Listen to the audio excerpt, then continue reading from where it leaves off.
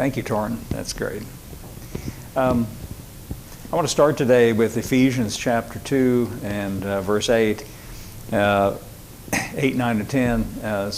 Some verses that we read last week, but I want to hook onto that and go a little further. This is Ephesians chapter 2, verse 8.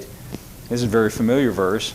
It says, "For by grace are you saved through faith, and that not of yourselves, it is the gift of God, not of works, lest any man should boast." In a nutshell, that's a little statement of the gospel.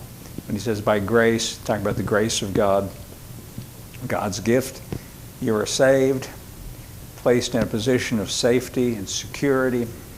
That's what that means. And it says through faith, that's our part. That's just a little nutshell statement of the gospel. And then he reminds you in verse 9 that you didn't work for it. It wasn't your work. You didn't accomplish it. It was the work of God. Then in verse 10 he says, "For we," the "we" here is we who believe that. We Christians, in other words. We who are the recipients of what he just got through saying. He says, "We are his workmanship, created in Christ Jesus for good works which God hath before ordained, that we should walk in them." Now he emphasizes, and the emphasis should be placed on the fact that we are his workmanship. It's his work, in other words. As Christians, our Christian life is his work. It's his workmanship.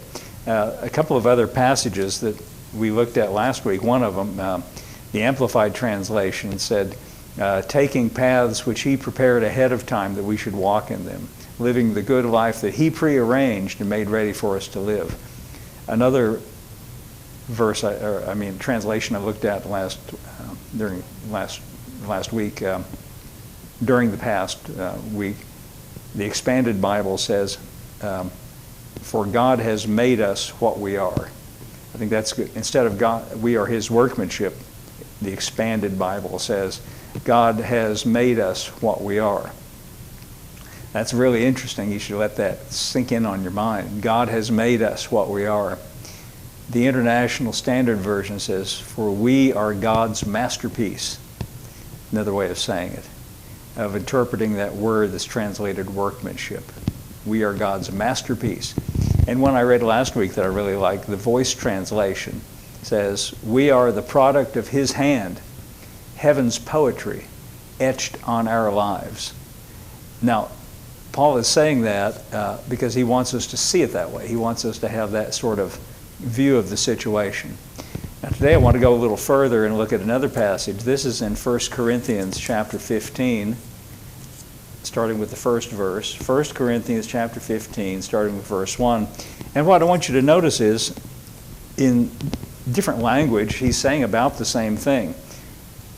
Now this is the last couple of chapters in 1 Corinthians. He's concluding here. And so right at the very end he says, 1 Corinthians chapter 15, he says, "Moreover, brethren, I declare unto you the gospel." Now, a better translation might be, "I want to remind you of the gospel." In fact, some modern translations have it that way. You see, they've already heard the gospel from Paul. The book of Acts tells us that Paul stayed with the Corinthians for about a year and a half. So they heard him quite a lot in a year and a half. And he himself, right in this very letter to the Corinthians, back in the second chapter, he says, "When I was with you," he says, "I was determined to know nothing among you except for Christ and him crucified." That sort of suggests that his relationship with them revolved around the message of the gospel about Christ and him crucified and what that meant. So they've heard it. They know what he had to say. So in this end of this chapter, what he's really saying is, I want to remind you. In other words, I want to draw it to your attention and remind you of it. I declare or remind you of the gospel, which I preached to you, which also you have received, and wherein you stand. One translation says, upon which you take your stand. Verse 2 says, by which also you were saved. very similar language to what we saw back in Ephesians. By that message of the gospel, you are brought, where God is concerned, into a position of safety and security. He says, if you keep in memory what I preached to you, unless you believed in vain. Now, he doesn't really believe that he doesn't mean to suggest that he thinks that they believed in vain, or in other words, didn't really believe it. But he's saying, that he's just emphasizing the fact that you can take this to the bank, Unless you didn't really believe it, he said, if you believed it, this is a certainty. This is something you can take your stand on. Verse 3 says, for I delivered unto you first of all that which I also received, how that Christ died for our sins according to the Scriptures. The Amplified says, according to what the Scriptures foretold. That's the first element of the gospel. See, here he's laying it out and reminding them. Of course, that's a familiar set of words for us. We hear that in church. It kind of strikes our Christian mind in a familiar way. So we tend to just brush over things that we've heard a million times, but just consider what it is that that's really saying. How that Christ died for our sins. That means that we have faults and flaws and sins and transgressions, but Christ has died, not we, Christ has died for them. One thing, first point about that is, sin requires a payment or something to make it right. And so instead of you being required to make it right, Christ has made it right. Christ died. It was our sins, but his death. He didn't ask you, he didn't inflict the punishment on you, he inflicted the punishment on Christ. You don't pay, he paid. There's no such thing as he paid, then you pay too. He's already done it. And that's the second point, it's already been done. So that's the first element of the gospel that Paul reminds them of. Your sins have already been died for. They've already been dealt with fully, past, present, and future. And so the point is, you can consider those things, you can consider that aspect of things dealt with and off the table. Not a factor, no longer a factor. That's why when we come to the book of Hebrews later in the New Testament, it says, Christ put away sin by the sacrifice of himself. He removed it as a factor, according to the Scriptures. But there's a second element, verse 4. And that he was buried, and that he rose again the third day, according to the Scriptures. So the second big element of the gospel, the first one is that Christ died as a payment or punishment to eliminate our sins as a factor. And it wasn't just a figurative, on paper situation, a legalistic thing. He really did die, and he was really, truly dead. He wasn't playing possum. He was really dead, and the death was for our sins, carrying our sins with him into the grave. It says he was buried in verse 4. Our sins were buried with him. But then it says he rose again the third day according to the Scriptures. And in Paul's doctrine and his teaching, Paul considers the resurrection of Christ, just as his death was on your behalf, the resurrection was on your behalf too, providing you with a new life, untouched and untainted by anything wrong. Paul considers that when God raised Christ from the dead, he raised us from the dead, so to speak, no longer dead in trespasses and sins with him. And as Christ ascended into heaven and was seated at the right hand of God, Paul says, you should consider yourselves in that same position of favor.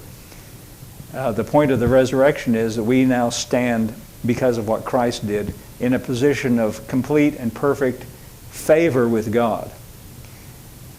And again, it wasn't just some imaginary thing or figurative thing. He really did come out of the tomb and was alive again. And so he says in verse 5, and he was seen of Cephas. Cephas is Peter. Cephas is a nickname that Jesus gave him. It means rock. And he said, upon this rock I will build my church, not meaning Peter personally, but on the fact that Peter said, you are the Christ, the Son of the living God. And he gave him that nickname, Cephas. He's a rock, in other words. Now, it's not to say Peter was perfect. Peter made some pretty serious blunders, even after Jesus named him Cephas, the rock. In fact, when Jesus was taken away to trial, Peter denied him 3 times. That's pretty serious. But it didn't affect his standing. It didn't affect his relationship, even though he made some serious blunders.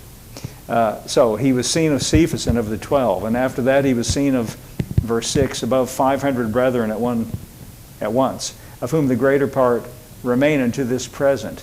That is to say, when Paul was writing this letter.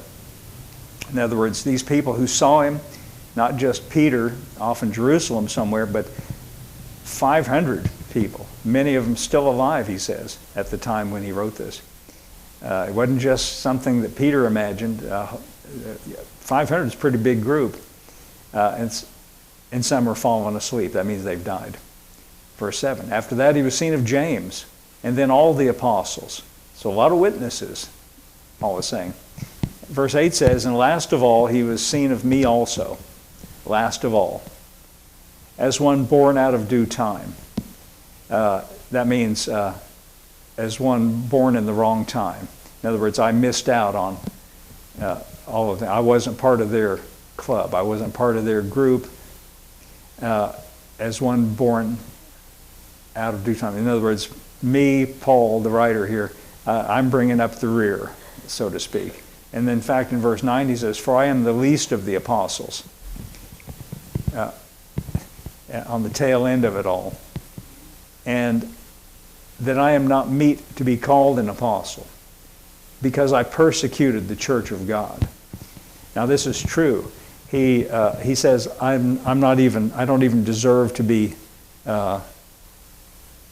numbered in their group, because I was a persecutor of the Christians. I read this in several different translations. It makes it pretty vivid. It said, I tried to stamp out the church of God. And that's true. He did that. He first comes into the story in the book of Acts when Stephen, one of the Christians in Jerusalem, Stephen had been appointed by the apostles as a group of individuals who were ministering to the growing number of people in the church, and he got into some disputes with the leaders of the temple, just as Jesus did as well. And it says that the King James translation says suborned, or they paid, or they encouraged people to testify against him.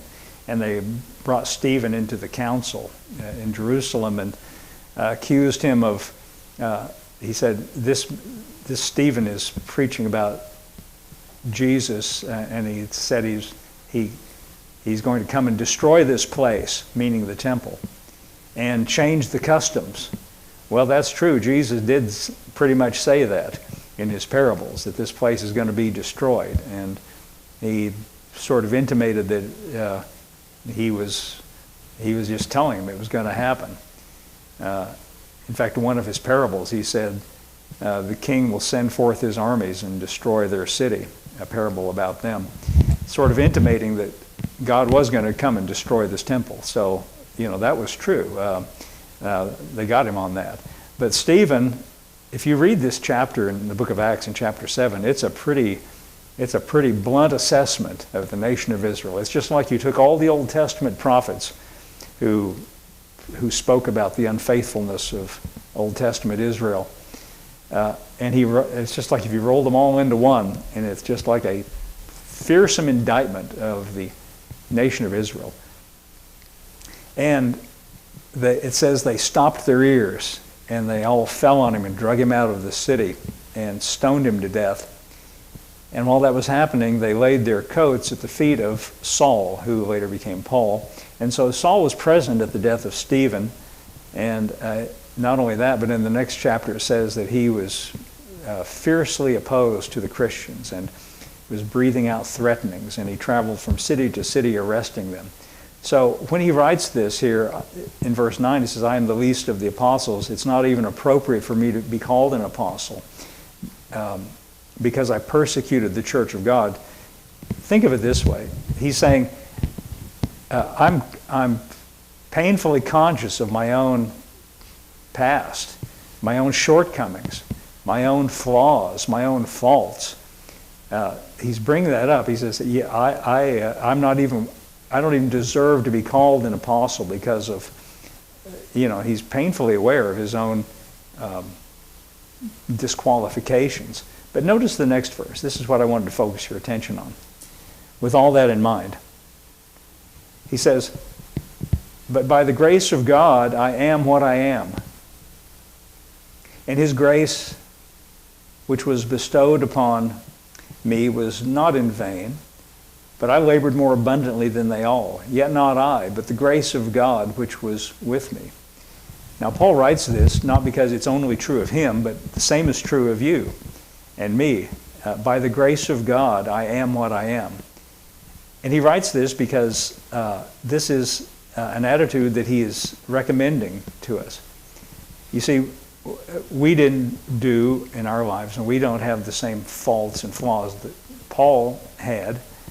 But if we, put our minds on it, we have other things in our lives that we think make us less than others, or that we feel bad about, or that we, look down on ourselves, or we, as we say, beat ourselves up about. But see, Paul looked away from that, and he said, this is the way I look at it. By the grace of God, grace means God's gift, God's favor. By the grace of God, I am what I am. And that's the way we should think about it. Remember what we just read in Ephesians. We are his workmanship. I like that translation that I read to you, the International Standard Version. It says, no, it's the Expanded Bible says, God has made us what we are. That's the way Paul is recommending that we consider things. In this verse 10 here, I found another translation. It says, by the grace of God, I am what I am, with all my faults, flaws, and idiosyncrasies. That's kind of interesting. We tend to think that either our own work or our own mistakes have brought us to where we are. But instead, we should consider that it was the grace of God that brought us to where we are at this present moment. It's not that we don't face challenges. It's not that we don't have difficulties. But it's that the grace of God has brought us to where we are now, has made us what we are, and that same grace of God is enough for anything that we have to deal with. Now, interestingly, it's in Paul's second letter to the Corinthians where this very kind of idea comes up. So in 2 Corinthians chapter, let's see, what chapter is that? Chapter 12, Torrin. I want to start reading with verse 7. 2 Corinthians chapter 12, and I'm going to start reading with verse 7. And this requires a little bit of explanation. Well, let's back up to verse 6.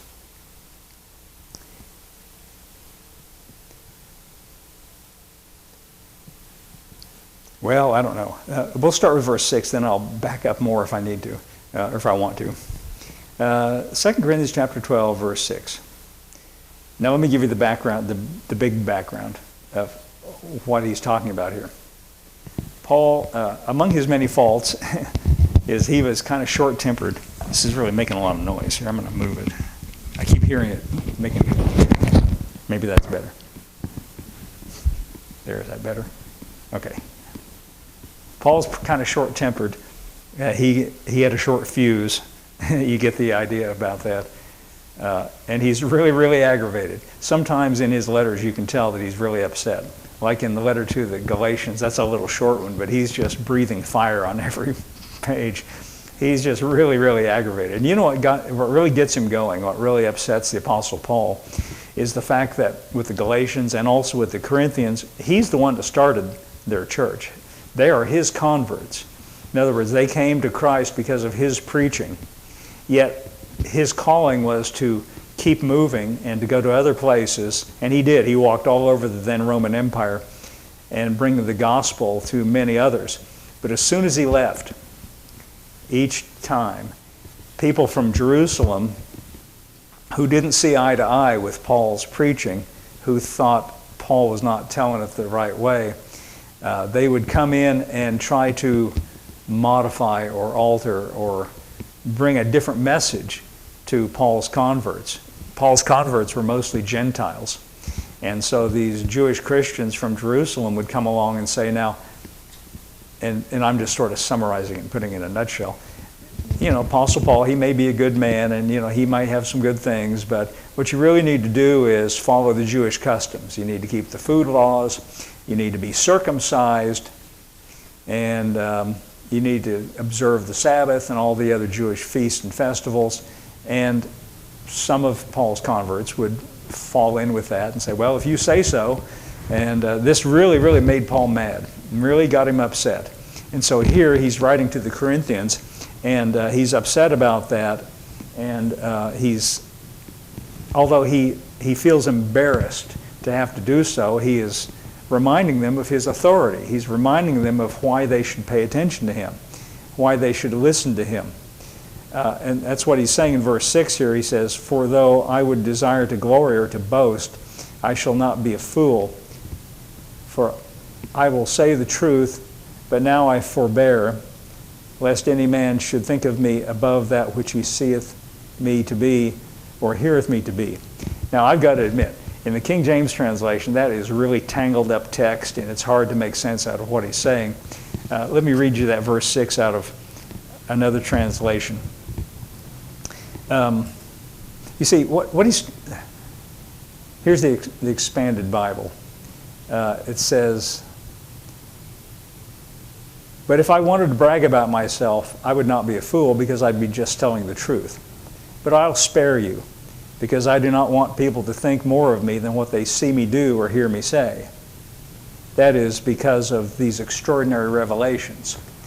Now what he's talking about is what he said back, let's go backwards now, and I hate to do this, but I'm kind of reading the text backwards. Let's back up to verse 1 of chapter 12, Torn. This is the same chapter we're in, but starting with verse 1. Whenever you see this word glory in the King James translation, it means boast.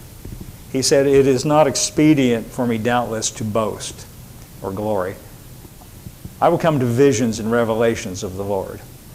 Now he's still kind of in this awkward position where he doesn't want to be talking about himself, but he thinks they need to know why he has authority and they should listen to him. So in verse 2 he says, I knew a man in Christ about 14 years ago. Stop right there and say, he's talking about himself. He's being kind of ironic or sarcastic, you might say. He's trying to be put on this mock humility and say, well, I don't want to boast about myself, so let's just suppose I'm talking about somebody else. We know from the context he's really talking about himself here. So he says, I knew a man in Christ about 14 years ago, whether in the body I cannot tell, whether out of the body I cannot tell, God knoweth. Such a one was caught up to the third heaven. He's talking about himself. And I knew such a man, whether in the body or out of the body, I cannot tell, God knows, how that he was caught up into paradise and heard unspeakable words, which it is not lawful for a man to utter. Of such an one will I boast, yet of myself I will not boast, except in mine infirmities. He's saying, listen folks, I was caught up into the very throne of God. He says, and it was so real that I don't even know if I was in my body or not in my body. And I heard things that are hard to convey. I heard things that are almost impossible to put into words. That's what that means. He says, so let's boast about that. But he says, and he's talking about himself. But of myself, I will not boast except in mine infirmities. Now this word infirmities is a word that means lack of strength. In fact, that's exactly what the Greek word says. Now this passage I'm about to read to you, the reason I'm going through all this, you need to understand this word infirmities to understand what it is that he's saying. Infirmity is a Greek word, asthenia, A-S-T-H-E-N-E-I-A. It literally means lack of strength or weakness. And that can be physical strength, that can be even moral strength, that can be anything about you that you feel weak. It's the opposite of the Greek word for strength, sthenios. And you put an A in front of it, it means the opposite of that. So infirmities means my lack of strength or my inability. And specifically what he means by that is, okay, let's just read it. Of such a one will I glory, yet of myself will I not glory, but in my weakness. For though I should desire to glory, I shall not be a fool. I'm going to read it from this other translation. If I wanted to brag about myself, I would not be a fool, because I'd simply be telling the truth, but I spare you. I do not want people to think more of me than what they see me do or hear me say. Now, that's where the King James translation ends, but they heareth of me. And in verse 7 in the King James translation says, and lest I should be exalted above measure through the abundance of revelations, comma, there was given unto me a thorn in the flesh, the messenger of Satan sent to buffet me, lest I should be exalted above measure. Now, when you read it that way, it's kind of confusing in that the way the King James translators have rendered it, it makes it sound like that God tried to put him in his place and sent to him a messenger of Satan so he would stay humble. In fact, many translations have it that way. Now, there's two big problems with that. One big problem is, you notice it says messenger of Satan. Just look at those words, messenger of Satan. See, because people talk about Paul's thorn in the flesh and they say, well, God gave him. Well, what did God give him? And it really doesn't say God gave me. You notice that. God isn't in this verse. It says, there was given to me, in passive voice, a thorn in the flesh. That is the same kind of expression we use when we say, when somebody's irritating you and you say that person is a real pain in the neck. You ever said that before? Maybe you've never said that. Maybe nobody ever irritates you. We have, but you've heard that expression. You've heard others say it. Oh, yeah. That's what he means. A pain. It says, notice it says messenger of Satan. Now, last time I checked, messenger of Satan doesn't mean the same thing as a messenger of God. In fact, last time I checked, Satan doesn't work for God. Satan is called the adversary. He is opposed to God. He doesn't take directions from God. He doesn't obey God. He's a rebel. He is sent to work against the purposes of God. So why or how? See, if some people even suggest that God sent Paul a messenger of Satan to buffet him. God does not send messengers of Satan. If he did, then it would be wrong to resist the devil. Elsewhere in the New Testament we are told to resist the devil. Now if God is sending messengers of Satan, then we should not resist the devil. If God's behind it all, we should submit to the devil. Now see where this takes us, this logic? That's completely wrong, isn't it? Now, here's part of the problem. The Greek text is not written in verses. There's no number 7. There's no verse 7.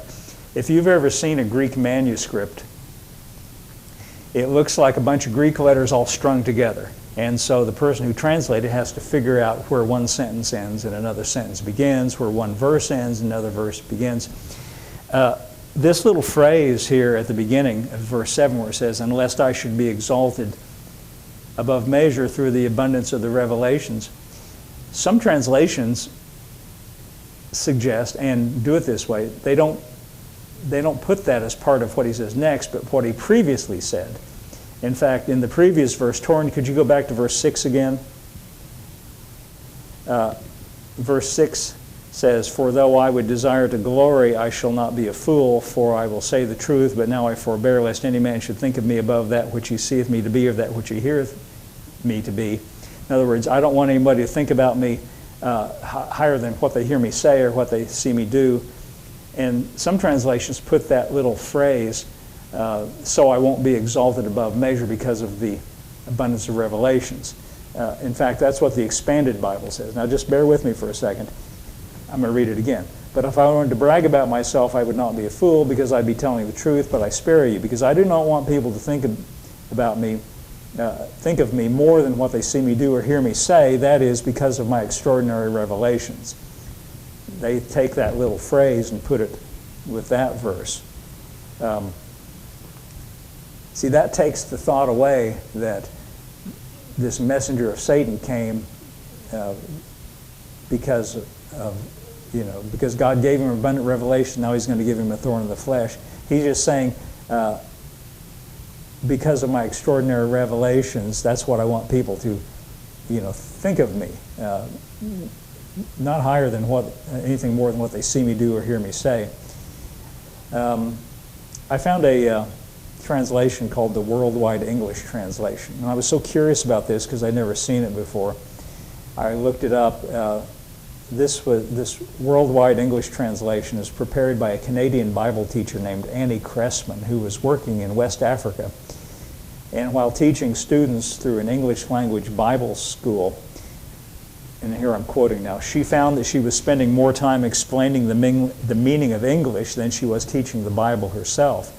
So she decided to write a simple version in easy English so her students could easily understand. Now here's how she renders verse 6 and part of verse 7. In fact, I'm going to read verse 6 and verse 7 the way she has it, because I think she's really onto it here. Now, if I wanted to talk about myself, I would not be foolish. I would be telling the truth. But I will not say more. Here's why. I do not want anyone to think I am better than what he sees I am or hears me teach. I want him to judge me only by what he can see in me and by what I say. Because the things God showed me were so wonderful, I might become too proud of myself. But something happened and stopped that. It was like a thorn in me. It came from Satan, the devil, to trouble me. He wanted to stop me from being too proud. Well, I think she's got it right. She puts it exactly the way it is. God gave Paul the revelations. Satan sent him the trouble. That's what he's saying here. God gave me revelations of big and powerful and awesome and fantastic, the gospel, in other words. And then Satan came along and tried to put a stop to it and tried to knock me down a peg and tried to hinder me, in other words. Why would God give Paul a message and give God a revelation and then try to hinder him from delivering it? See, that doesn't make much sense. But in the King James translation, if you're thinking that way, see, I think some people think they already know what it is, so they just say, well, I already know what this means. God doesn't try to hinder you. He doesn't have to do things to make you humble. It's the devil that came to Paul and is buffeting him, lest I should be, and he doesn't tell you, by the way, what he means by that. He says, there was given me a thorn in the flesh, in verse 7, a messenger of Satan to buffet me. He doesn't tell you here exactly what he means by that.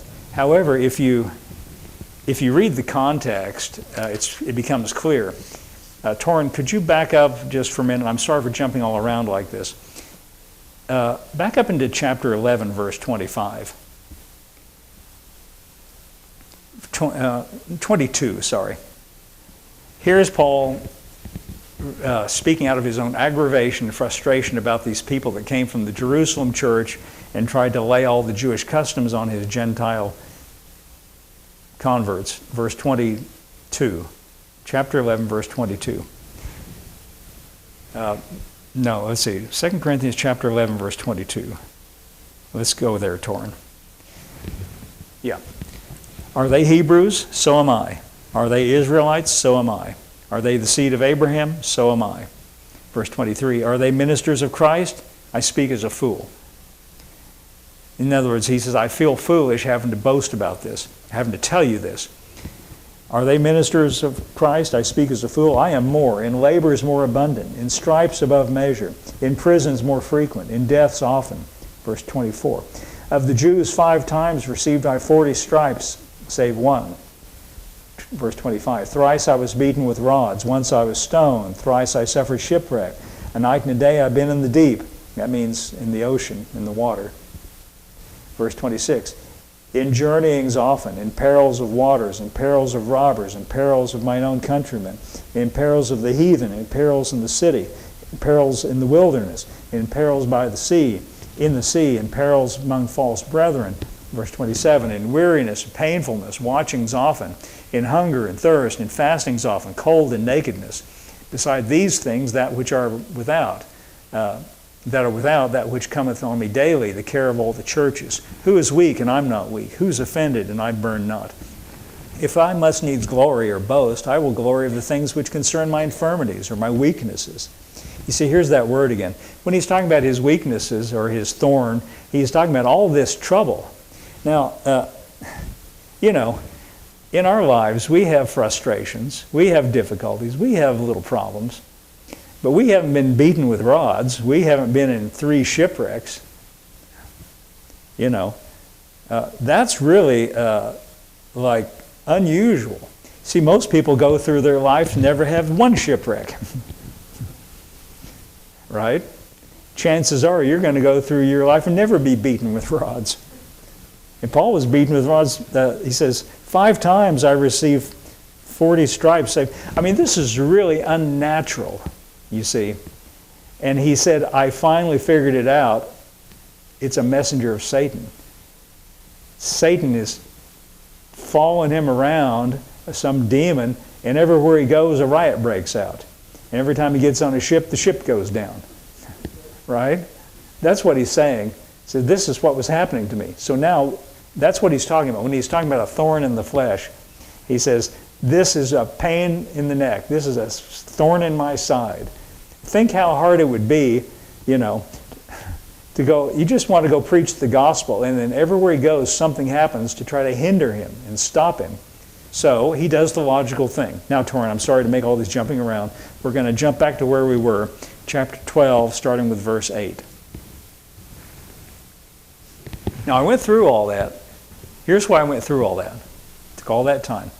Because it is almost universally assumed in the broader church world that God gave Paul a thorn in the flesh to keep him humble. And so then what people then say is, the problems I have come from God to keep me humble. First thing wrong with that is, well, only if you've had abundant revelations, only if you've been caught up into the third heaven, now you can maybe say that. And the second thing is, that suggests that God is part of your problem, that God's sending trouble into your life. And I say that is wrong.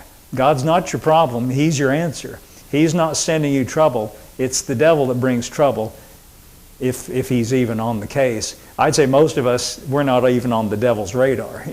The Apostle Paul was a big threat, you see. So don't go around thinking that God's your problem. That's the reason I went through all that. I don't want you to misunderstand. So Paul did the logical thing. Once he perceived that this demonic messenger of Satan was causing him problems everywhere he went, once he figured that out, verse 8, it says, for this thing I besought the Lord thrice, that means 3 times, that He might depart from me. In other words, I figured it out, and so I came and prayed and besought the Lord 3 times that it might depart from me. Verse 9, but He said to me, listen, my grace is sufficient for you.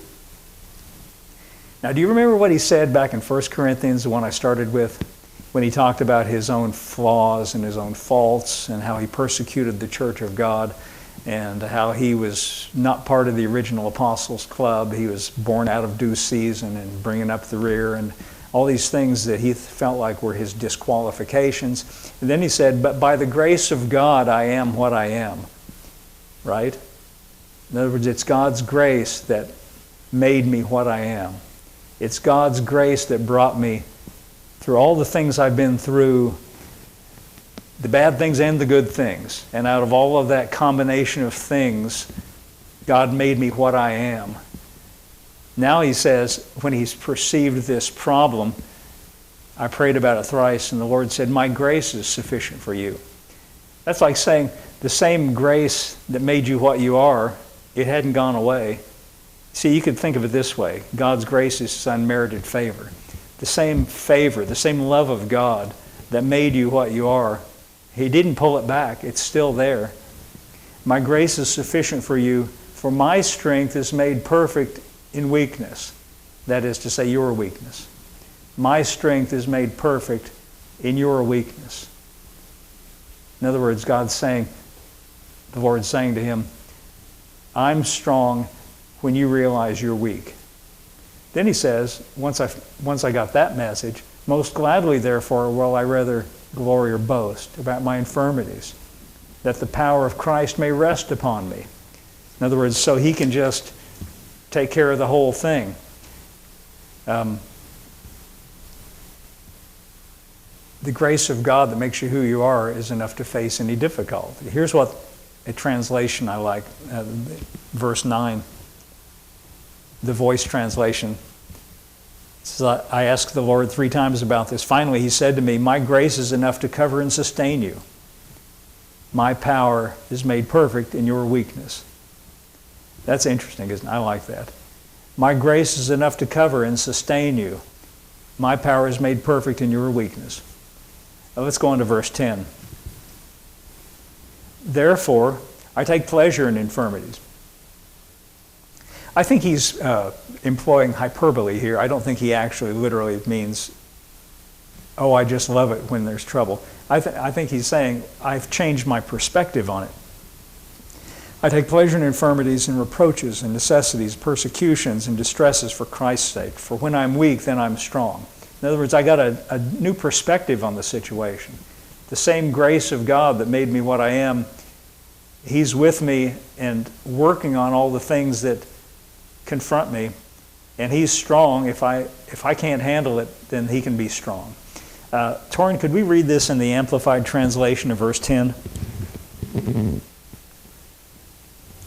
So for the sake of Christ, I am well pleased to take pleasure in infirmities, insults, hardships, persecutions, perplexities, and distresses. You know, when he says it that way, when it puts it in that kind of language, we can identify with that. Insults, we know what that is. Perplexities, boy, isn't that a thing, you know? How much of what we deal with in our day-to-day life could come under that heading of perplexities? It means we don't know how to solve it, don't know how to handle it. Troublesome things. And distresses, for when I am weak in human strength, then I am truly strong, able, powerful in divine strength. Well, that's a good perspective, isn't it? Torrin, how about the Message translation? Now I take limitations in stride and with good cheer. These limitations that cut me down to size, abuse, accidents, opposition, bad breaks, I just let Christ take over. And so the weaker I get, the stronger I become. Well, that's another kind of perspective on the situation. I think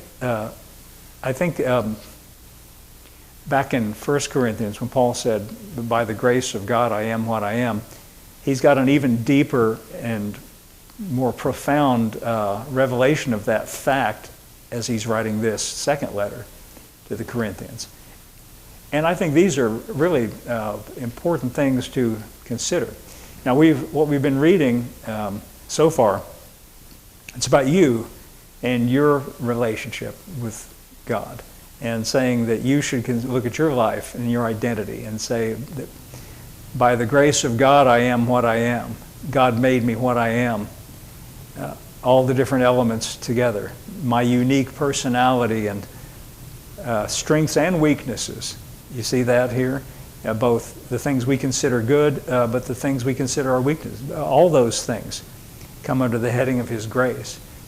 But the final point I want to make is you should consider also that everyone else around you, the same is true of them, especially other Christians. God's grace is working a unique thing in them as well. And so how can we respond to that? How should we respond to that? Well, here's how we should respond to that. Paul tells us that too. In Galatians chapter 6, verse 2, Torrin. Galatians chapter 6, verse 2. Torrin's going to put it on the screen for you. And just in a little nutshell, here's what it is. Bear ye one another's burdens, and so fulfill the love of Christ. You see, we just got through saying that we're a bundle of a combination of things. We have our strengths and we have our weaknesses. Other people have strengths and weaknesses as well.